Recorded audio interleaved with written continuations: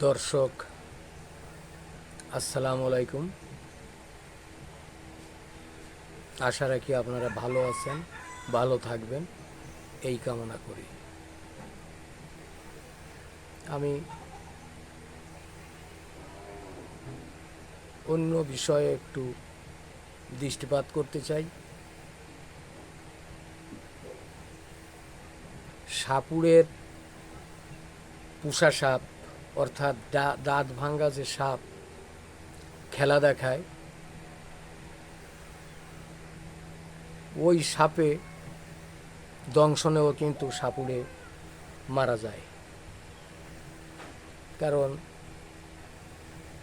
তার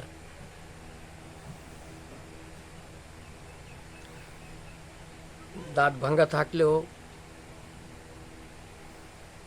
সাপুড়ের অজান্তেই সাপের দাঁত গজায়, তাতে বিষ আসে। একদিন ওই সাপের কামড়েই সাপুড়ের মৃত্যু হয়। যখন আমাদের এই ছাত্র জনতার আন্দোলন চলছিল, তখন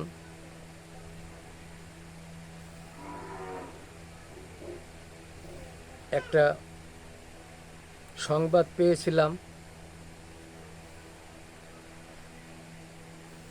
যে এই ছাত্র আন্দোলনটা সরকারের দেওয়া টোপে হচ্ছে। কারণ সাবেক প্রধানমন্ত্রী শেখ হাসিনা ভারত যে কিছু অসম চুক্তি করেছিলেন, যেটা সাধারণ মানুষের গোচরে আসে, এ বিষয়ে আলোচনা হয়। তখন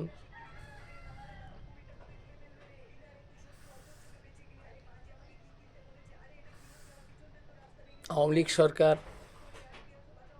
চিন্তা করেছিলেন যে এই আন্দোলনকে যদি ভিন্ন খাতে দেখাতে হয়, তাহলে অন্য কোনো কিছু করতে হবে। কোটা সংস্কার আন্দোলন হওয়ার কথা ছিল না, কারণ সেটা নিষ্পত্তি ছিল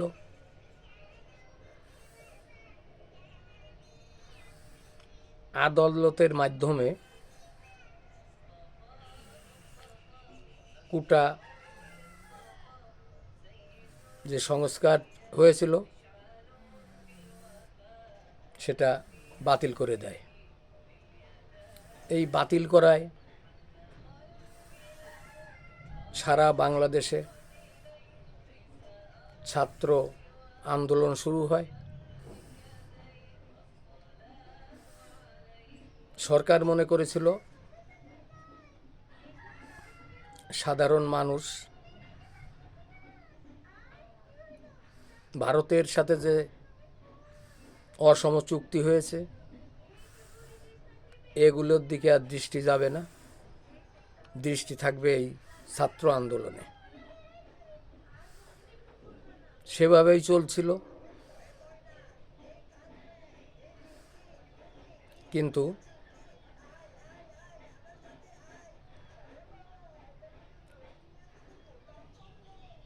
একটা খবর ছিল, সরকার সময় মতো এই ছাত্র আন্দোলন থামিয়ে দেবে। কিন্তু সে ছাত্র আন্দোলন আর থামাতে পারেনি। শেষ পর্যন্ত আওয়ামী লীগ সরকারের পতন হয়েছিল। তাই ওই সেই কথাটাই আসে যে পুষা সাপেও সাপুড়েকে কামড়িয়ে হত্যা করতে পারে। আল্লাহ হাফেজ। ভালো থাকুন, সুস্থ থাকুন এই কামনা করি।